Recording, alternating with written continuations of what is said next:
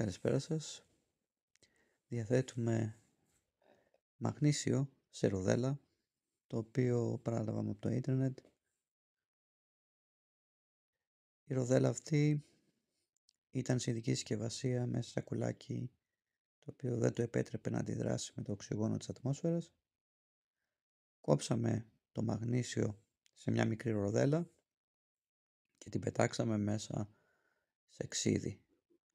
Το ξύδι περιέχει μέσα οξικό οξύ, το οποίο αντιδράει με το μαγνήσιο, που είναι ένα πολύ δραστικό μέταλλο. Η αντίδραση του οξέως με το μαγνήσιο είναι πλήρης, γι' αυτό και μετά από 40 λεπτά το μαγνήσιο διαλύθηκε και δεν υπήρχε πλέον μετά στο ποτήρι. Επίσης, όπως σε αυτή τη φάση όπως το βλέπουμε τώρα, πριν διαλυθεί δηλαδή το μαγνήσιο, παρατηρούμε και ένα πλήθος από φυσαλίδες. Αυτές οι φυσαλίδες προκύπτουν από την αντίδραση του οξέως με το μαγνήσιο και είναι αέριο υδρογόνο.